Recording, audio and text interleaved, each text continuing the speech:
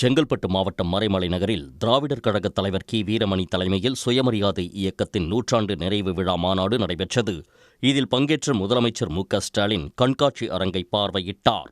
அதைத் தொடர்ந்து சுயமரியாதை 100ஆண்டு ஆவண புத்தகத்தையும் அவர் வெளியிட்டார். பின்னர் விழாவில் பேசிய அவர், தன்னை பற்றி தொடர்ந்து பொய்கள் பரப்பி வரப்பட்டாலும் தன்னுடைய செயல்களால் மட்டுமே பதிலடி கொடுத்து வருவதாக தெரிவித்தார்.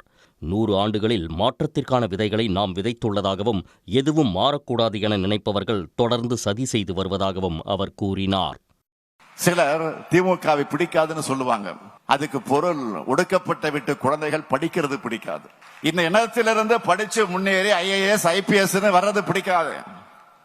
இடஒதுக்கீடு பிடிக்காது, சமூக நீதி பிடிக்காது, சமத்துவம் பிடிக்காது, சரிசமமா உட்கார்றது பிடிக்காது, எல்லோரும் கோயிலுக்குள் நுழைகிறது பிடிக்காது,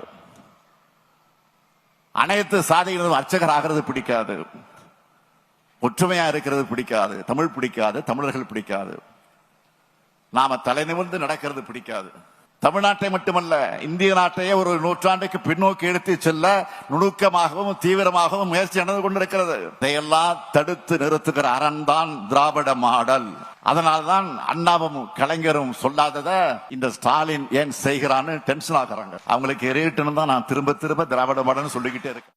தொடர்ந்து பேசிய முதலமைச்சர், சுயமரியாதை உணர்வு இருக்கும் வரை எப்படிப்பட்ட எதிரிகள் வந்தாலும் தமிழினம் சளைக்காமல் போராடும் என திட்டவட்டமாக தெரிவித்தார்.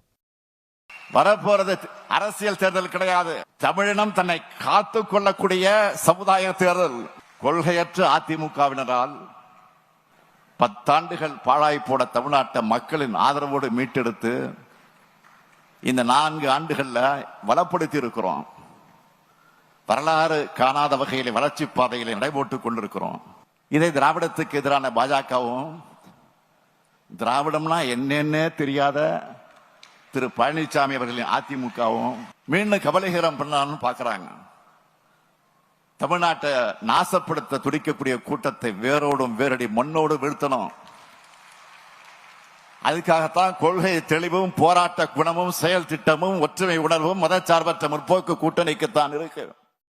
திருச்சி மாவட்டம் சிறுகனூரில் உருவாகி வரும் பெரியார் உலகத்திற்கு திமுக MLAக்கள் MPக்களின் 1 மாத ஊதியமான 1.5 கோடி ரூபாய் வழங்கப்படும் என விழாவில் மு. ஸ்டாலின் அறிவித்தார்.